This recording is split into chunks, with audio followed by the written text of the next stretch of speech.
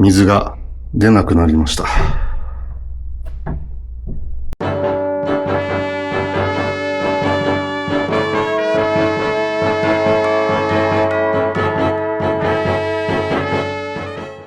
今私はロサンゼルス国際空港の、トム・ブラッドリー国際ターミナルにおります。今から、ロサンゼルスからメキシコシティに向けて、メキシコの LCC のボラリス航空というものに乗っていきます。でただこれがちょっともし、ボラリス航空使う方が、今後いた時のためにちょっと注意点があって、結構面倒くさい注意点なんですけど、そのボラリス航空なんですけど、おそらくアプリで電子上での、搭乗券ボーディングパスを使用するんですけど、アプリを立ち上げても繋がらないんですよ。でただこれをたまたま私ノートンに入っていて、でノートンの、一部のサービスである VPN で、メキシコ経由で接続するっていう感じにすると、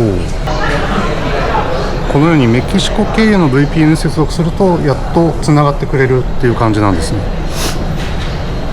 でなのでちょっと私はたまたまノートンっていうセキュリティソフト入っていたので、それのサービスの一つとして VPN 接続ができるので、それで事なきを得たんですけど、もしかしたらそういう風にしないとボラリス航空積むかもしれないです。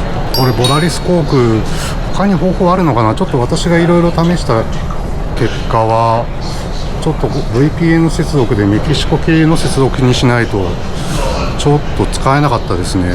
ちょっと他に方法あるかどうかちょっと分かんないんですけど、もしボラリス航空使おうっていう人はかなり要注意になります。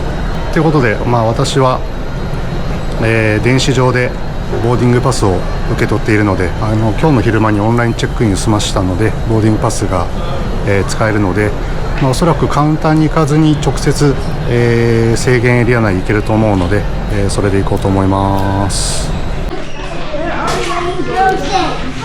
空港の制限エリア内に入ってきました。喉乾いたのと腹を満たすためコーラ買いました。自販機で、4ドル高っ、560円ぐらい。先ほどコーラを買った自動販売機があるんですけど、その近くがキッズスペースになっていて、でそこの近くに電源を見つけたので地べたに座ってありとあらゆるものを充電してます。ちょっとスマートフォンの充電がなくなったら、ボーディングパスを見せられないので、積みますんで、ちょっと電源をお借りしています。でまだ搭乗まで時間あるんで充電しながらスペイン語の勉強します。全く何もわからないんで、一から勉強します。深夜の11時36分、登場します。この時間まで寝ないでよく過ごせた。ボラリス航空でメキシコシティまで行きます。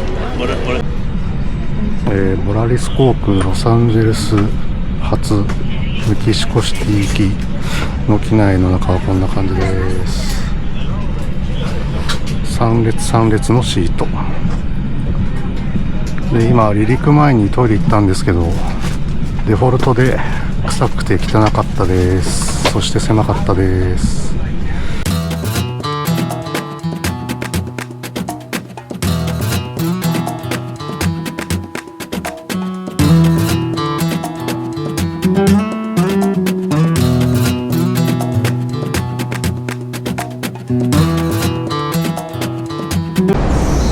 メキシコに到着しました。私メキシコ初上陸であります。イミグレーション、メキシコシティ到着改めてしました。イミグレーションは、何日滞在するっていうのと、あとバケーションって答えればもうそれだけですんなりと入りました。で、現在メキシコシティが、5時半9時35分ですね。で日本との時差が15時間で、今メキシコシティ17度、寒い。メキシコって勝手にあったかいイメージだったけど寒いっすね。でその理由はというと、高度が2200メートルある。まあそのせいで寒いみたいですね。いやー、長袖とかあんまり持ってきてないんだけどまずいな。またキャッシングをちょっと一応しようと思うんですけど、1メキシコペソが、現在 7.25 円なので、1000ペソが7250円って感じですね。まあ3000ペソぐらい、キャッシングしようと思います。はい、ということで、手数料無料ですぐネットで、キャッシングの返済をできるアコム AC マスターカードでちょうど3000ペソでキャッシングしました。初めてメキシコの通貨見るんでちょっと興奮してます。なんか雰囲気がユーロに似てる気がするな。気のせいかな。なんかドルよりはユーロに似てますよね。よし、じゃあどっかで飯食います。到着階から上の階に上がってちょっと飲食店街みたいなところがあったので、ちょっと店員さんに声をかけてもらったお店、なんていうんだろう、こちらのお店に入りました。で早速タコス頼みました。で一番無難であろうポリオ、鶏肉チキンのタコスを頼みました。楽しみです。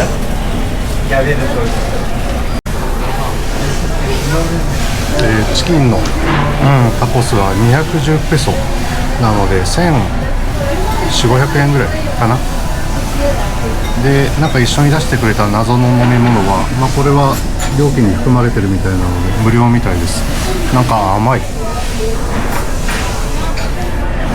甘い、なんて飲みかな。なんかさっき店員さんが言ってたけど聞き取れませんでした。はい、ということで、チキンのタコス配膳されました。正直全然イメージと違ったけど、これあれか、これほんとチキンだけ入ってて、あと味付けはもう自分でやってくれよってことか。だよね、このまま食えってことはさすがにないので、じゃあちょっと自分でやってみます。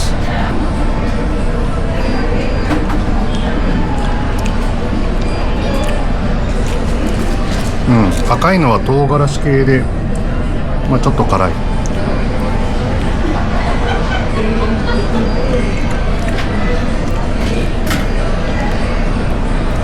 緑はなんだこ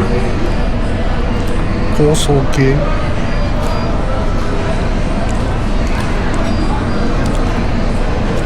なんか全部辛いから口がバカになってきた。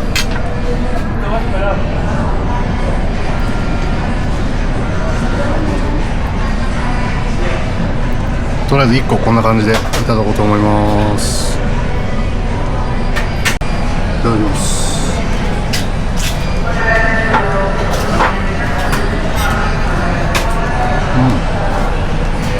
うまっ。メキシコのビールと一緒に食べたかったんですけど、残念ながらこのお店はビールがないみたいで、うまいですね。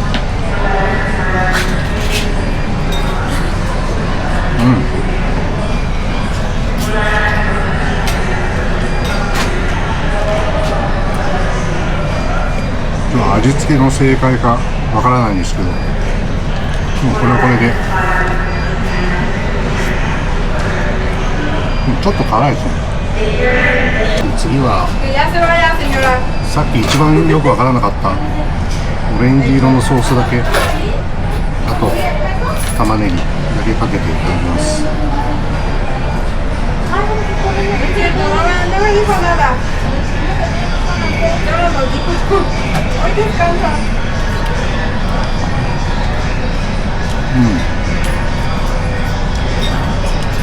なんだろう、正直わかんない。でももしかしたら一番このオレンジがうまいかもしれないです。次は緑色のソースだけかけて、あと玉ねぎ、あとライム絞っていただきます。いただきます。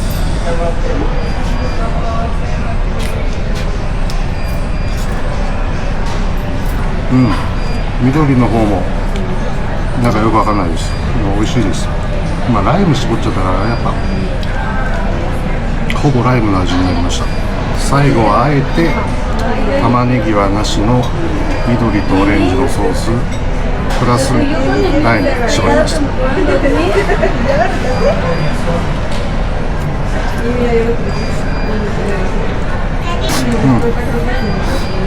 ライムの味です。と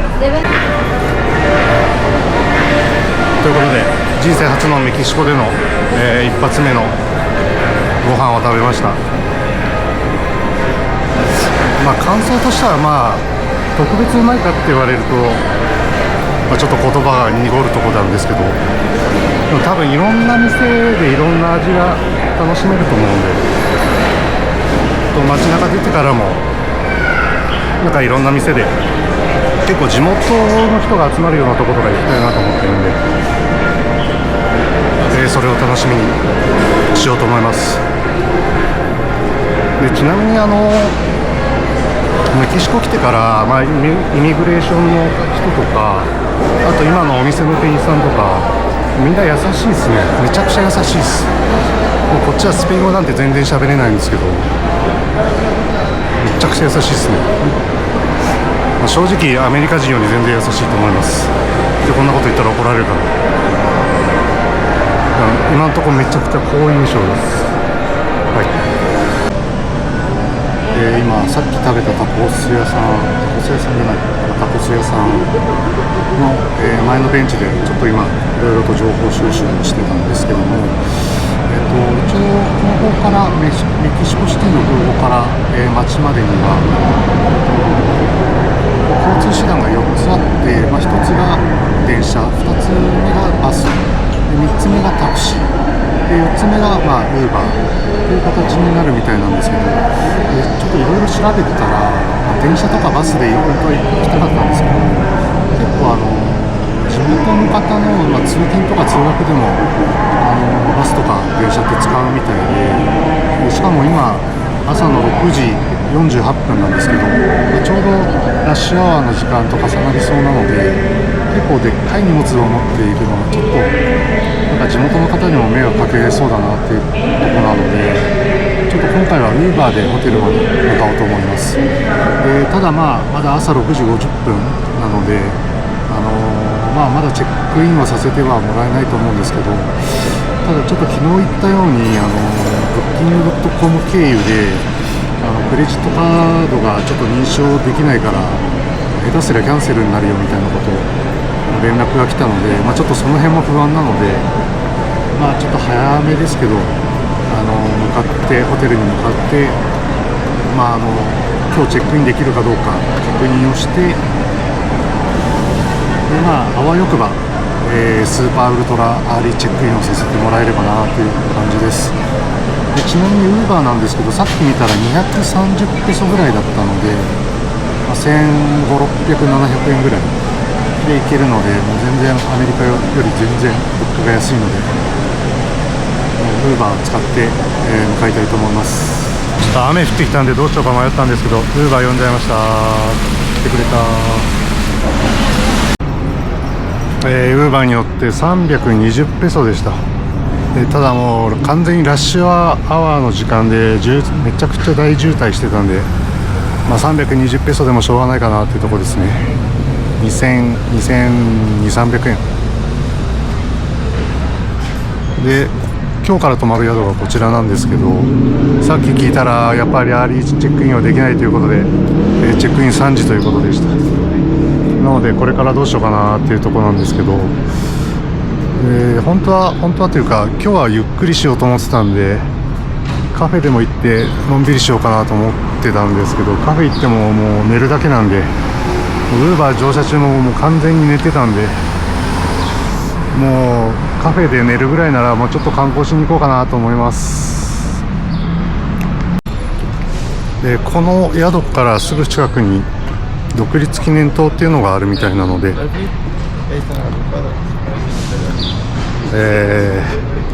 行ってみたいと思うんですけど、相変わらずこの辺の治安がいいのか悪いのかとか全然調べずに来たんで、まあでも朝だからさすがに大丈夫でしょう。てか雰囲気的にも全然治安は悪くなさそうです。Google マップによると徒歩で12分ってなってましたね。じゃあ行ってみます。で今歩いてたらセブンイレブンがあったのでちょっと中見てみます。でなんか飲み物でも買おうかな。なんかカフェオレ的なものがあれば飲みたいと思います。メキシコのセブンイレブンはいかに、もう完全にコンビニですね。てか店内がちょっとあったかい、暖房が効いてるっぽい。メキシコってそんな感じ、メキシコシティってそんな感じ、もっとあったかいイメージだったよ。なんかカフェオレ的なものなんか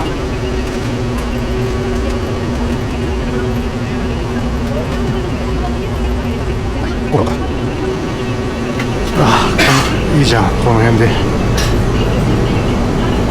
どうしようかな。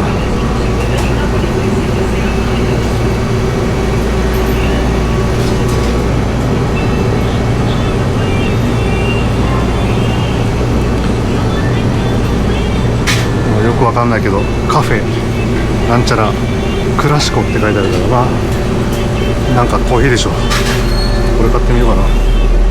28ペソと、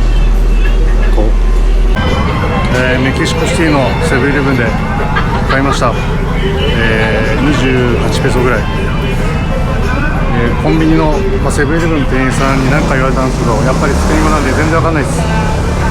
多分なんだけど、なんか袋いるって聞かれたんだと思うんですけど、もうよくわかんないって言って、もうそのまま多分いらないってことで通知したんだと思います。ちょっといただきます。これ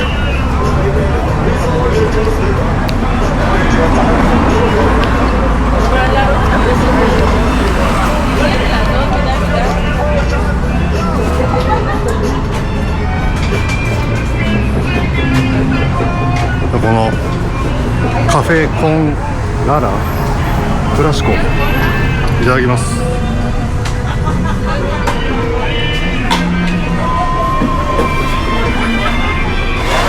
うまい。俺が今一番飲みたかったちょうどカフェオレ。な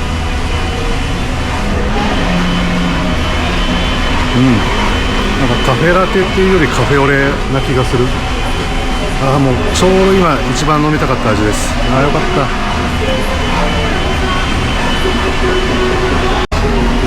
でこのメキシコシティって、メキシコ全体そうなのかな、屋台文化があるみたいで、結構今朝食時ということで結構屋台が出てますね。これもなんかよくわかんないけどめっちゃうまそう。ケバブかな、タコスか、タコスだこれ。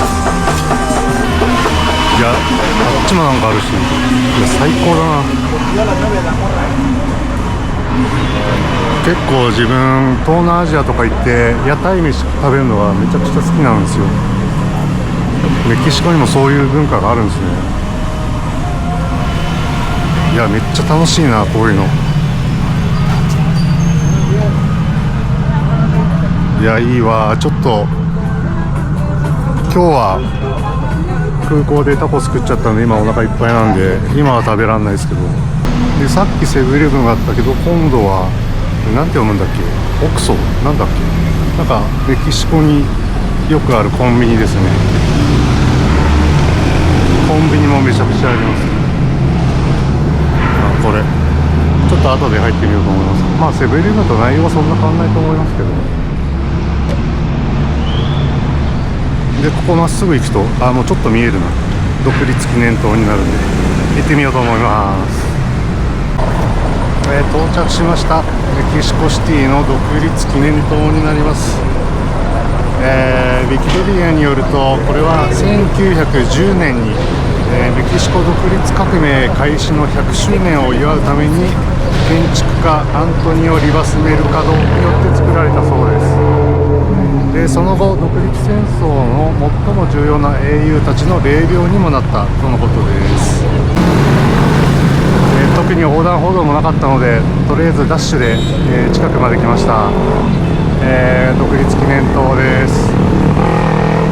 で一番上の金色の像は、ギリシャ神話の女神の象徴と、されているニケという人の像だそうです。金色で神々しいですね。なんかできれば近くまで行ってみたいけどそれは不可能です。塔の下の方に飾られてる像も近くで見ると結構でかい。これ思ったよりいいな。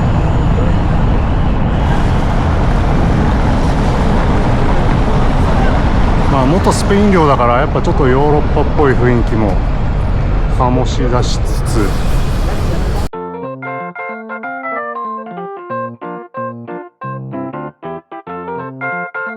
でこの下にいるというか、この辺の脇にいる像はメキシコ独立戦争の英雄たちを刻んでいるそうです。これ名前なのかな、ジャスティシア、ちょっとわかんないけど。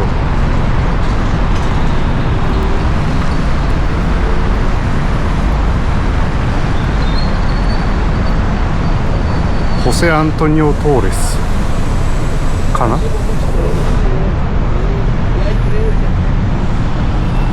っちが名前かな、どっちが名前かよくわかんないけど。思ったよりよかったな、来てよかった。これからどうしようかなと思うんですけど、朝の9時半ということでホテルチェックインできるまであと5時間半ぐらいあるんですね。もともと考えてた予定だと今日と明日はもうゆっくり休もうと思ってたんですよ。で実はまだロサンゼルスでは使ってないんですけど、ちゃんとパソコンも持ってきてて、で動画編集をして YouTube に動画を上げつつ旅をしようかなと思ってたんですよ。でなので今日と明日はもうホテルにこもって、体を休めつつ動画編集でもしようかなと思ったんですけど、もう予定を変更してもう3時までやることないんで、もうとりあえずメキシコシティの有名なところ、観光して巡っちゃおうかなと思います。もう9時半なんでラッシュアワーの時間も終わって、多分メトロとかも、普通に乗れるようになってると思うんで、正直めちゃくちゃ眠いんですけど、このまま引き続き観光に出かけようと思います。Google マップに載ってる行き方で次の目的地行こうと思って、さっきメトロ地下鉄だと思ったら Google マップに載っていたこれはバス停だったみたいなので、ちょっとバス用のチケットを買いたいと思います。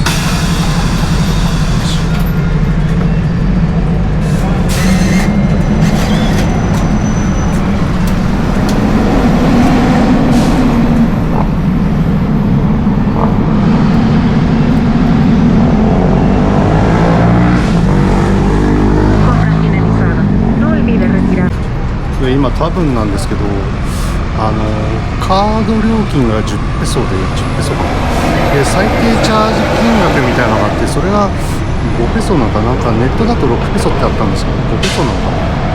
でお釣りが出ないので残りの35ペソもチャージされたっていう感じだと思うんで、ネット情報とちょっと1ペソ違うような気がするんでちょっとわかんないんですけど、カード代が10ペソで合計40ペソをチャージされたんだと思います。このカードで地下鉄もバスも乗れるみたいなので、メキシコシティにいる間これを使っていこうと思います。少し待って2階建てバスが来たので、これ行きたいところに行くか分かんないけど乗ってみます。エルアンヘルというバス停から乗ります。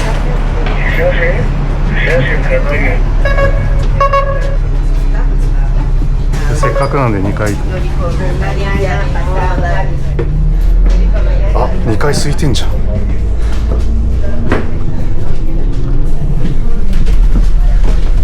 やべ、最前列確保。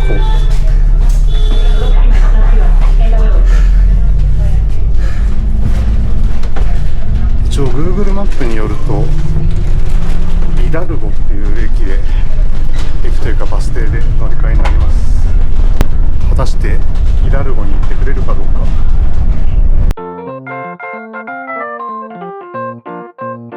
どうやら私が行きたかったイダルゴ駅、イダルゴというバス停には行ってくれそうですね。ちゃんと多分これの次、今止まってるバス停の次がイダルゴだと思うので、そろそろ降りる準備しとこうかな。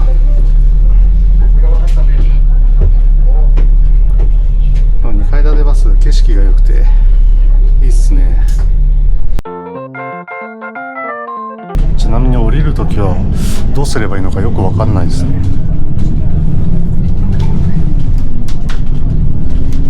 勝手に全部止まるようになってんのかな。このボタンはなんか違う気がするんだよな。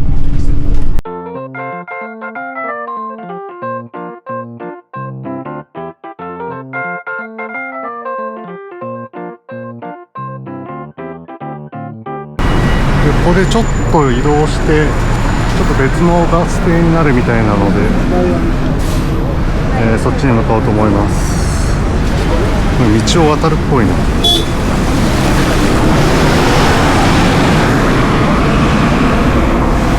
あれ、これか、この横断歩道を渡ったって、なんかこんな構図になってんだけど、そんな雨降ってたっけ。すげえな、降ってたんだ。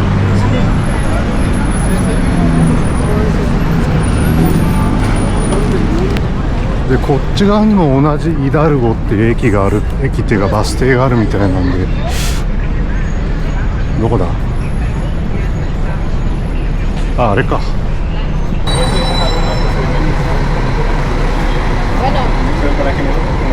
なんか変だなと思ったら、なんかバスじゃなかったみたいです。 Google マップに載っていたナンバー2のイダルゴ駅は地下鉄みたいで、ちょっと地下鉄に乗ろうと思います。さっきのカードが使えるはずなので。暗いな、地下鉄。行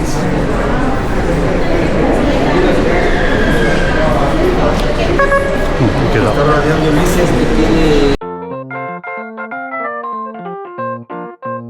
これだ。あ、これか。テスケアね。Google マップによるとこのテスケーになってたやつなんで、こっちっぽいな。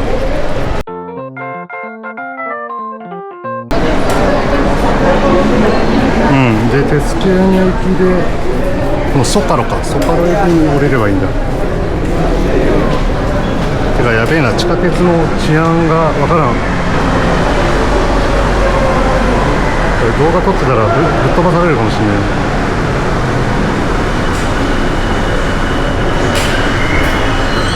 ちょっと電車入るとこで消そうかな。もう大丈夫か、わ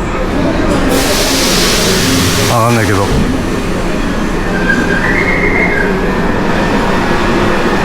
地下鉄のイダルゴ駅で電車が来たので乗ります。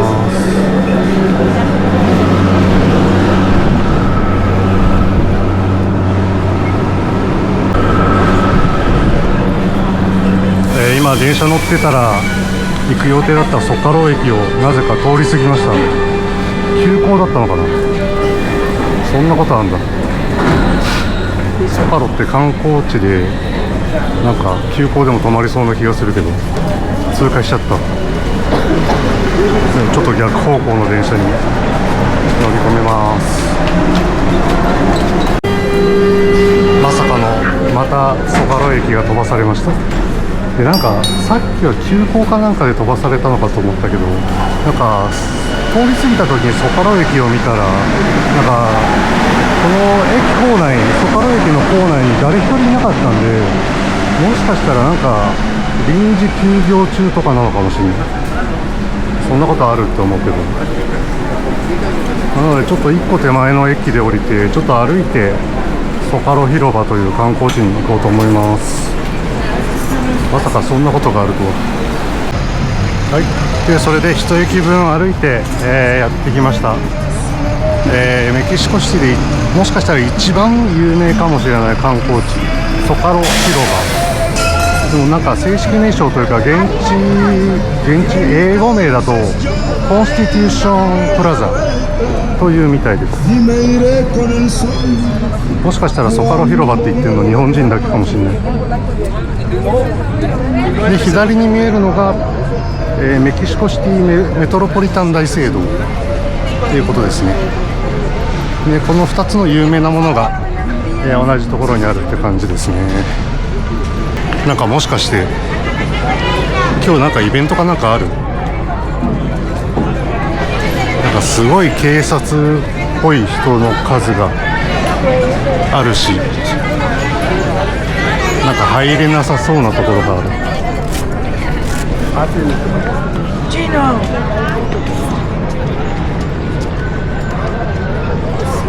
これ多分普段は入れるよね。わかんないけど。なんだ、残念だな。なんかよく見るとすげえ飾ってんな。でここソカロ広場は、広さ46,800平米もあるそうです。めちゃくちゃでかいですね。で巨大な国旗が掲げられっていうことで、多分真ん中のものでしょうね。今風がなくて全然羽ばたいてないですけど。でこっちが、さっきも話したメトロポリタン大聖堂。もうここから入れないんだ。でこのメトロポリタン大聖堂はアステカ帝国の滅亡後にスペインによって1525年に建設が開始されたそうです。あれですね、スペインがこの辺を侵略して、新しい大陸の中心地にふさわしい大聖堂を作ろうという声をもとに建設されたそうです。これ中とかも入りたいんだけど、多分今日は入れないんだろうな。多分普段なら入れる気がするんだけど、なんかマジか、残念だな。なんかメトロポリタン大聖堂のすぐ目の前のところはちょっと通れそうなので、あそこちょっと通ってみよう。メトロポリタン大聖堂の真ん前まで来ました。でこっちがソカロ広場、コンスティテューションプラザ。てか真ん中のメキシコ国旗マジででかいな。あれほんと風吹いてほしいわ。あれが風になんか煽られて真横になったら結構すごい景色なんでしょうね。メトロポリタン大聖堂入れんじゃん。ちょっと入ってみようと思います。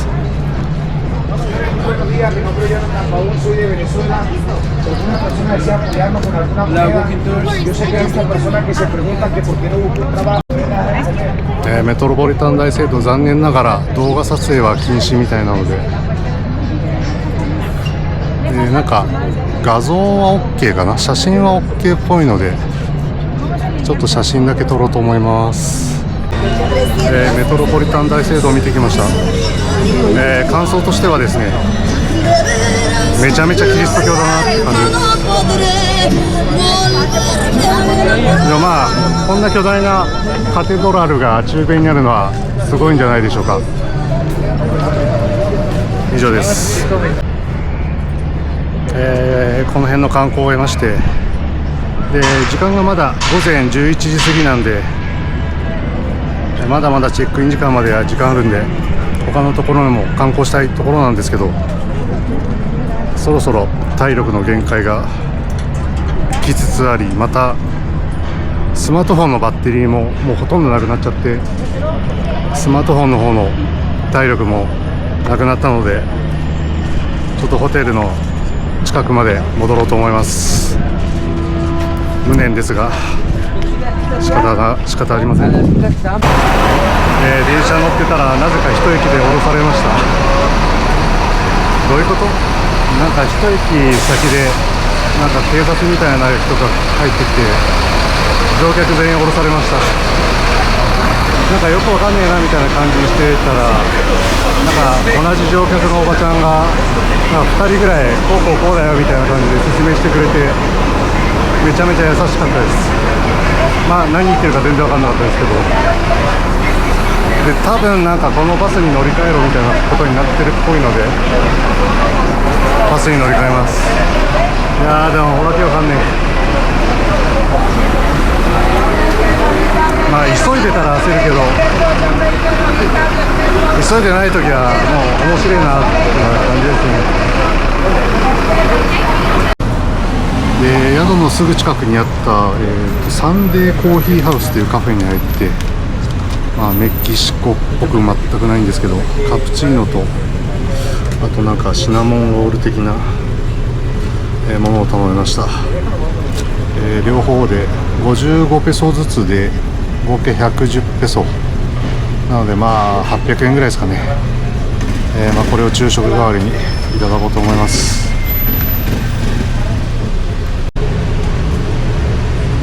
カプチーノかな。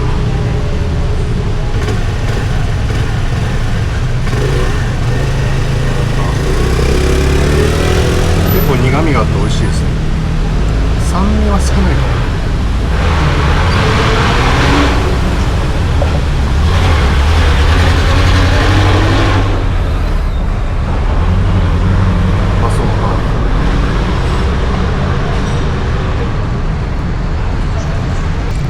割としっとり系の生地で食べ応えがある感じですよ。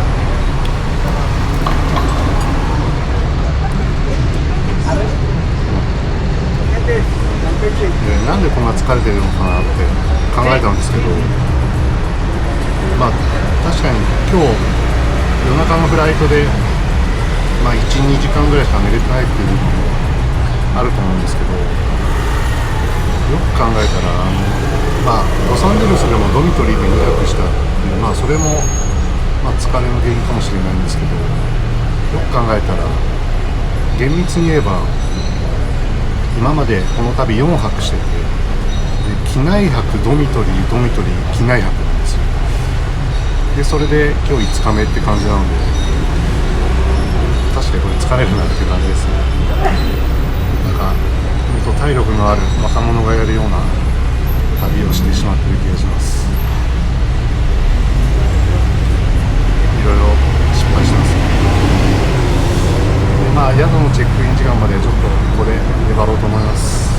午後3時前になって、部屋の中入れました。いや個室が嬉しすぎる。最高だ。ホテルの名前が、カーサロンドレス。Google マップだとスイーツロンドレスってなってます。デラックススイートの部屋タイプになります。で、大きいベッドに、ここにはセーフティーボックスがあります。で、テレビ。で、キッチンまでついてますね。あ、電子レンジもあるんだ。で、水回りが、まあ、こんな感じで、ちょっと、トイレは狭いけど、トイレとシャワールームです。いや、いいじゃない。アメニティは、ボディーローションとシャンプーと石鹸ですね。これなんだ？よくわかんない。これが、ここに5泊するんですけども、合計35,000円ぐらい。1泊7,000円で個室は最高だ。もうロサンゼルスのドミトリーとほとんど一緒ですからね。じゃあちょっと今日と明日は中でゆっくりしようかな。ちなみに、Wi-Fi の速度はこんな感じ。微妙っすね。はい、今日からここに5泊するので、セブンイレブンでいろいろ買ってきました。まあ、水やら、オレンジジュースやらと、あと、なぜかレモン堂のレモンサワーがあったので、こちらを買って、あとコロナビール。この後1本飲みます。で、あとこのパシフィコっていうビールが、ロサンゼルスのウーバーの兄ちゃんがおすすめしてたので買ってみました。で、あとは今日この後はもう寝ちゃうので、起きた時腹減った時用のサラダと、ツナマヨのおにぎり。おにぎりが50ペソ、360円ぐらい、高級品です。あと後ろにあるのはセブンイレブンのエコバッグで、これが16ペソ。で、なんかこれか、持ち手のない3ペソの紙袋かどっちかしかなかったので、持ち手のある方を買っちゃいました。で、これ全部で294ペソ使いました。もうめちゃくちゃ眠いので、寝たいんですけど、その前にちょっと洗濯をしたいので、一応洗濯用のバッグを今回のために買ったのでご紹介します。一応Amazon かな Amazon で買ったんですけど、防水加工されているバッグになっていて、で、見えるかな、中にちょっとデコボコしたとこがあるので、この中に水と、洗濯物と、あと今回のために買っといた、小分けされた洗剤ですね。それを、ぶち込んで、で、振ったりもみ洗いしたりして、であとつけ置きとかもした方がいいのかな。で、それで洗って、で、最後、水を何回か捨てて入れて、すすぎを繰り返して、あとはこの辺で乾かすっていう感じで、やりたいと思います。で、今洗濯物と洗剤と水を入れた状態で、で、両端じゃない、上の部分を折りたたんで両端をつなげて、で、この状態で、振って洗ってっていう風に説明ではなってますね。で、一応これをある程度振ったら、つけ置きにして、で、その辺が終わったら、水を抜いて、で、また水を何回か入れ直してすすぎ洗いするって感じですね。一応、長期旅行の便利グッズの、ご紹介でした。今、洗濯が終わって、シャワーも浴び終わったところです。シャワー浴びるのもう36時間ぶりぐらいですね。で、それで、さっき気づいたんですけど、最初部屋に入った時は久々の個室っていうことで、興奮して多分気づけなかったと思うんですけど、この部屋エアコンないっすね。今はたまたまメキシコシティ、特に暑くもなく特に寒くもないっていう気候なので、私は多分問題ないんですけど、もしここに泊まろうと思った方は気をつけてください。あとシャワーの水圧は弱いですね。で、ただちゃんとお湯は出るし、水圧弱いけどシャワー浴びることは浴びれるんで、こだわりが強くない人は大丈夫だと思います。で、それで今、時間が5時46分になるんですけど、もう今日はずっと眠すぎて、もう今日はこれ以上何もできる自信がないので、コロナビールを一本飲んで、もう今日は寝ようと思います。もう今日は何もできないです。本当は瓶が良かったんですけどね、ちょっと栓抜きがなさそうだったんで、缶にしました。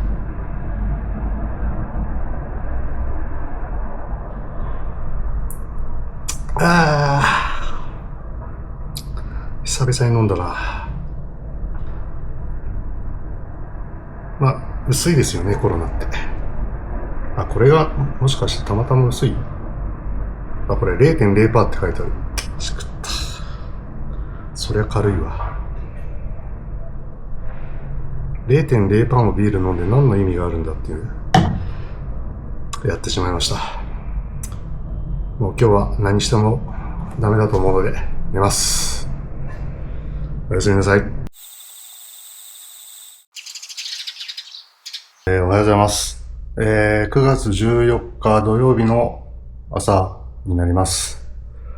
で、今日は本当は、昨日も言った通り、宿にこもって動画編集をそろそろやんなきゃなっていうふうに思ってたんですけど、ちょっと急遽予定を変えました。っていうのもですね、昨日寝ながらちょっとネットでいろいろ調べてたら、あさっての9月16日がメキシコの独立記念日みたいで、結構お祭り騒ぎになるっぽいんですよね。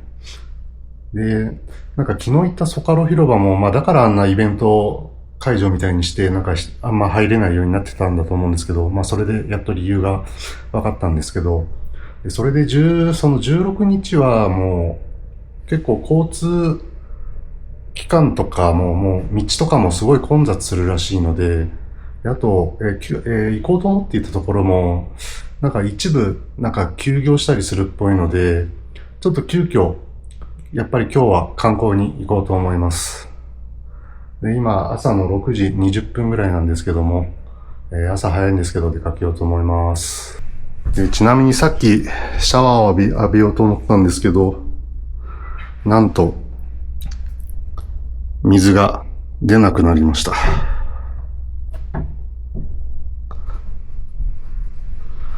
こっちの風呂場も、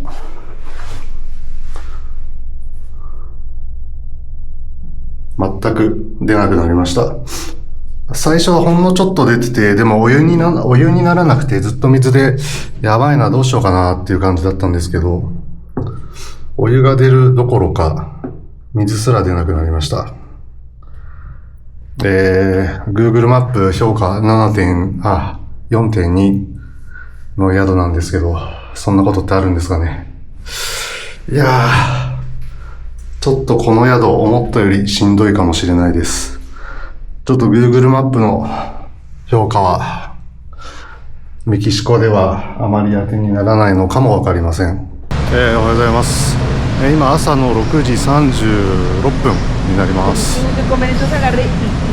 いやー、今までお湯が出ない宿っていうのは何回か泊まったことあるんですけど、水も一滴も出なくなるっていうのは初めてですね。 Google マップの評価 4.2 のホテルでこれかっていう感じです。正直すげえいい宿見つけたなと思ったんですけどね、で髭剃ってる途中で水が出なくなったので、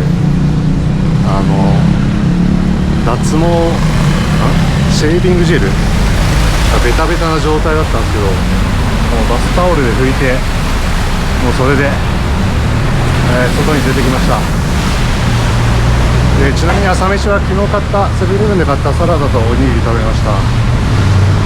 で今日は今からですね、テオティワカン遺跡の方に行こうと思います。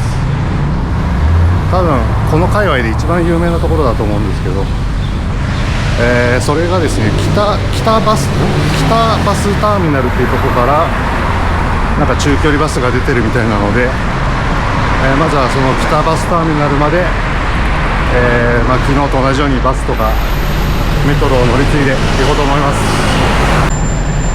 昨日と同じ、独立記念塔の、近くにあるエルアンヘル駅からバスに乗ります。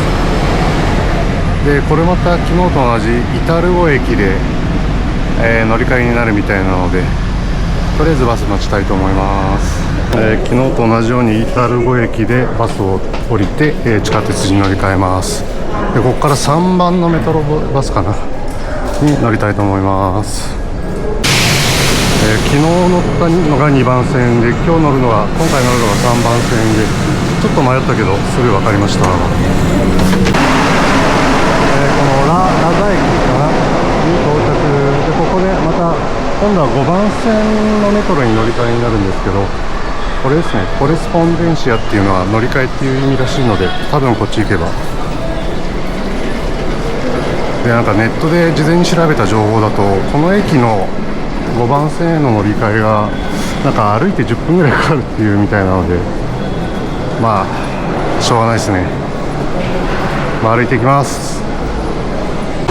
歩いてせいぜい5分ぐらいですかね。5分ぐらいで着きました。で電車もちょうど着いたんで、5番線早速乗り込もうと思います。混んでるな。さっきのラザ駅から、5番線に乗って1駅でしたね、オートバスズノルテっていう、駅に着きました。でここが北バスターミナルの目の前で、あれですね、あれが北バスターミナルになります。でそこから、テオティワカン行きの中距離バスが出てるはずなので、行きたいと思います。怪物をちょうど出たところなんですけど、出口でバスのターミナルこっちだよっていう表示があるので分かりやすくていいですね。問題なくたどり着けると思います。ちなみに早朝のバスは混んでるけどあんま危険って感じではないですね。ちなみに今時間が朝7時21分になります。宿を出てから45分ぐらいですね。到着しました。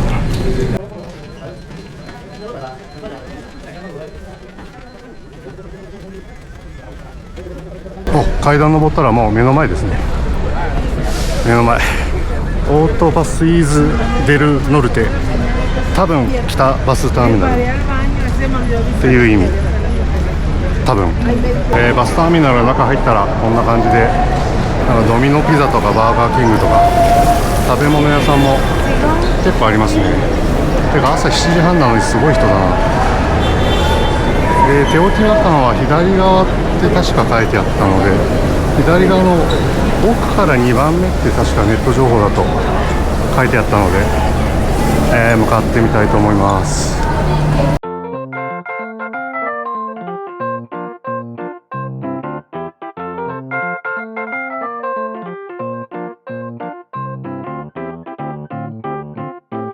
これだ。確かに奥から2番目テオティワカンって書いてある。なんか結構並んでんな。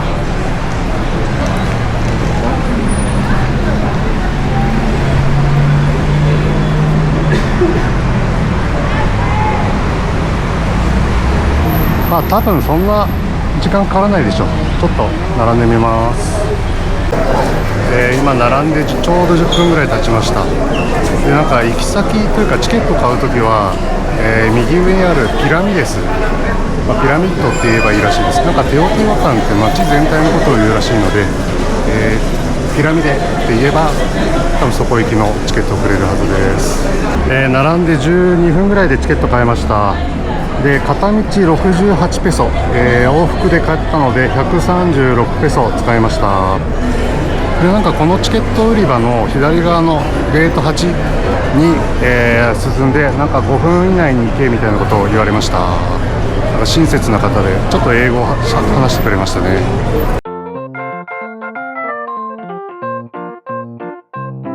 でまあこっちに多分バスの、出発するバスが並んでるんですけど、まあ、多分ピラミデ言えば行けると思います。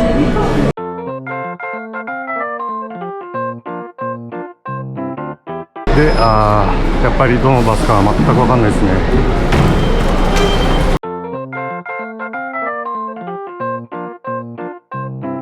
さあ、なんかさっき並んでた人がこれグラシャスグラシャス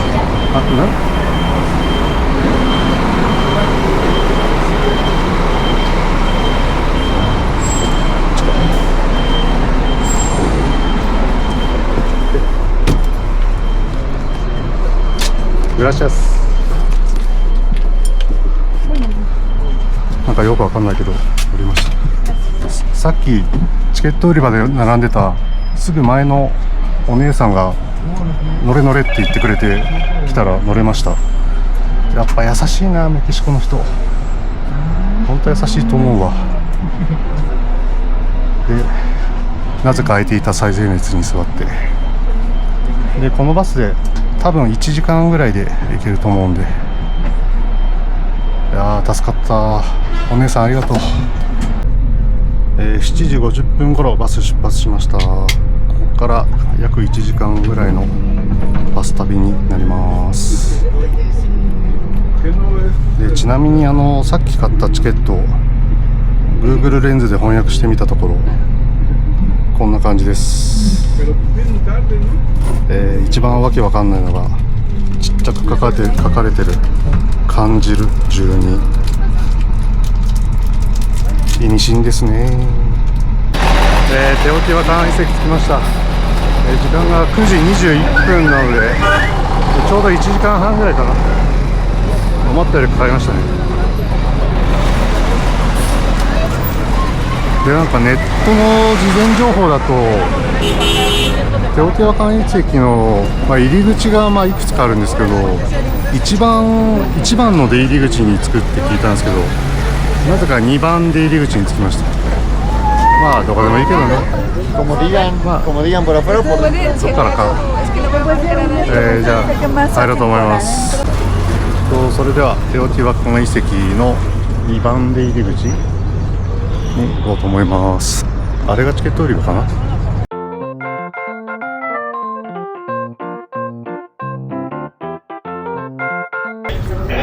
遺跡は7時から開いてるみたいですね。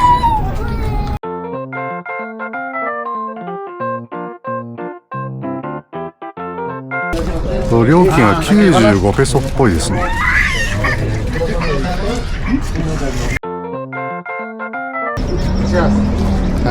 ほら、うの。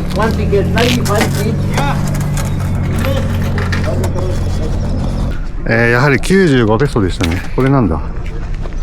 多分この QR コードを入り口で見せるんですかね。改めて、テオティワカン遺跡、入ってきます。ちなみにチケットブースでチケット売ってくれた人もなんかちょっと英語使ってくれたり、ウェルカムって言ってくれたり、やっぱいい人多いな、メキシコで。早速前に見えるのが多分一番有名な太陽のピラミッドっぽいですね。そこが入り口だったみたいですね。でそこでチケットがなんか雑に破られました。とにかく OK だったんで、なので今の入場口からテオティワカン遺跡って感じですかね。でまだ朝9時半だからか、店やってるけどなんか全部が開いてるって感じじゃないですね。なんか準備してる感じですね。ほら、いや、おっちゃんがカメラに向けてサムアップしてくれましたね。このテオティワカン遺跡なんですけども、これが、昔テオティワカン自体が巨大な都市だったそうです。で紀元前2世紀から6世紀頃まで繁栄したテオティワカン文明っていうものがあったみたいで、そこの宗教都市遺跡という位置づけみたいですね。で当時のアメリカ大陸では最大規模だったらしいです。すごいですね、アメリカ大陸で最大って。でこの目の前に見える太陽のピラミッドなんですけど、高さが65メートルで、横幅の長さは225メートルあるみたいですね。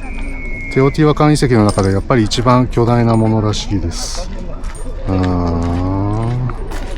なんか昔は上まで登れたらしいんですけど、今は多分無理みたいですね。残念。ちょっと太陽のピラミッドに近づいたんですけど、その前にあるこのすんごいだだっ広い道、すごいな。これが死者の道というらしいですね。で向こうに見えるのが月のピラミッドって呼ばれてるみたいです。でこの死者の道は南北に2キロほどあるそうです。でちょっと順番的に月のピラミッドは最後にして、こっち側太陽のピラミッドの南側に行こうと思います。でもその前に太陽のピラミッドもっと近づけるのか、ちょっと行ってみます。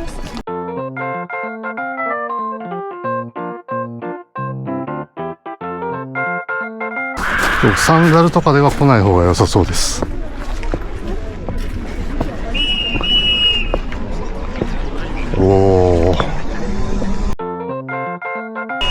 写真撮るならここが一番いいかもな。太陽のピラミッドのふもとまで来ました。どうせなら登りたかったな。しょうがないですね。でちなみに、今の気温が20度ぐらいでめちゃくちゃちょうどいいです。気持ちいいです。ちょっと日差しが強いんで、ちょっと暑いかもしれないけど、でも風は涼しいからテオティワカン遺跡巡るには一番いい季節かもしれない。晴れてるしね。なんか夜はめちゃくちゃ雷雨だったけど。はい、それじゃあここから、南の方から、見ていきたいと思います。太陽のピラミッドの側面、横側に来ました。意外と草が生えてますね。で、ちなみにこの太陽のピラミッドは、エジプトにあるピラミッドの約半分ぐらいの大きさらしいです。エジプトでけえな。太陽のピラミッドのこっちが裏側ですね。裏側に来ました。でもなんか観光客は誰もいないです。まあ太陽のピラミッドは正面から見ろっていうことなんでしょうね。ということで、次のとこ私も行こうと思います。さっきの太陽のピラミッドの裏側のとこから南に進んだら、ムセオでなんとかテオティワカン遺跡博物館っていうところがあったので、せっかくなんでちょっと入ってみようと思います。太陽が差さなくなると涼しいな。気持ちいい。こっちか。どっちだ？こっちか。ここですね。ビデオ禁止とはなってないので撮影はできそうです。入ります。ほら。お、両側にある。右から行ってみようかな。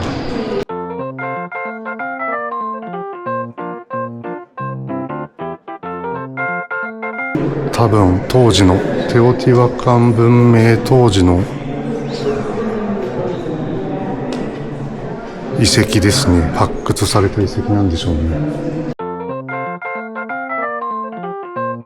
ちなみにこの博物館自体は入場料無料です。最初の95ペソで入れていればこの博物館自体は無料で入場できます。なんだこれ。これあれか。これが太陽のピラミッドで、向こうにあるのが月のピラミッドか。当時のテオティワカン遺跡、遺跡になる前の都市だった時のテオティワカンを多分再現してるんだと思います。すべて推測ですけど。こっちはまた別であるんだ。ここにもピラミッドあるんじゃん。3つあったっけ。これなんかすごいね。でかいから。何なんだろう。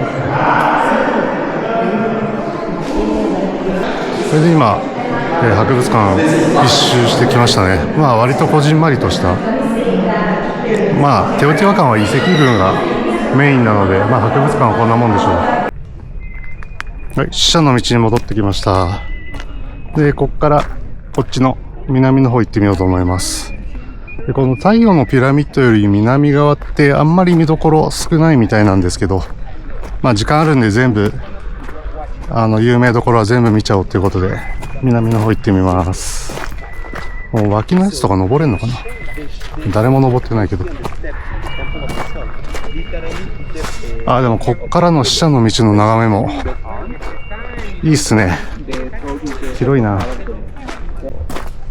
今5、6人の団体の方から写真撮ってくれって言われて写真撮ってあげたんですけど、ウーノ・ドス・トレスって言って撮ったんですけど、これで合ってますからちょっとメキシコ流の写真の撮り方がわかんないんですけど、ウーノ・ドス・トレスカシャッと。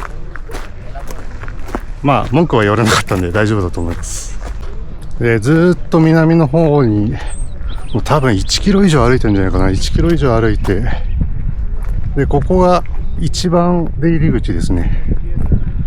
事前のネット情報だとバスはここに着くっていう風に聞いてたんですけど、これが一番出入り口で、今私が行こうと思ってるケツァコアトルの神殿が多分こっちだと思うんで行ってみようと思います。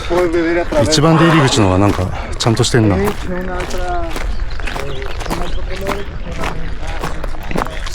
あれっぽいな。見えてきた。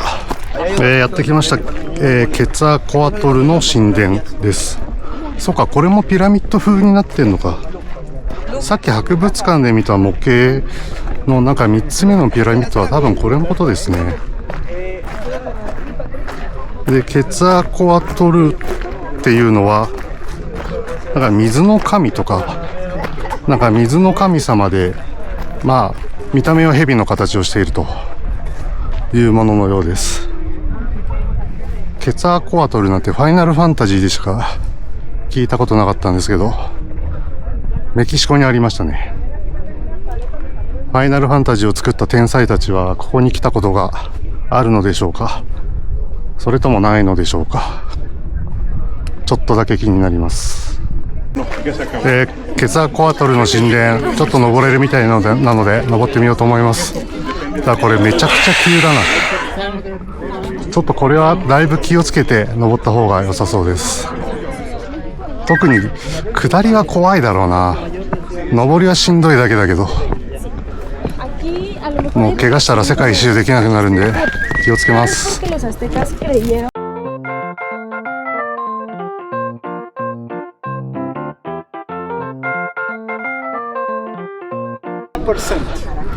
された。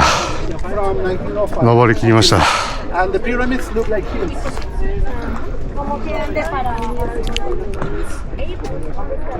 で向こうは登れないっぽいけど、なんかここから降りれんの？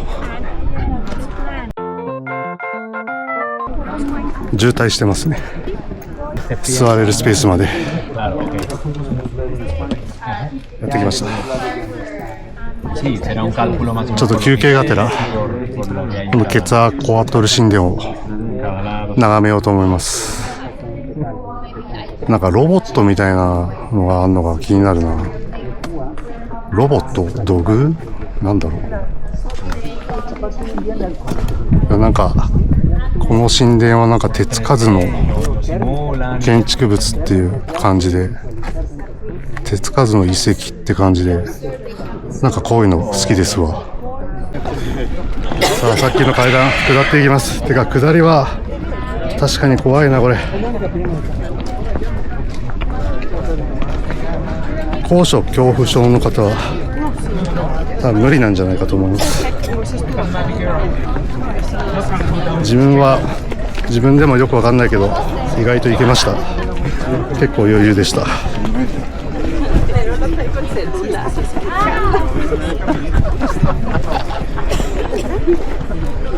てか喉乾いた。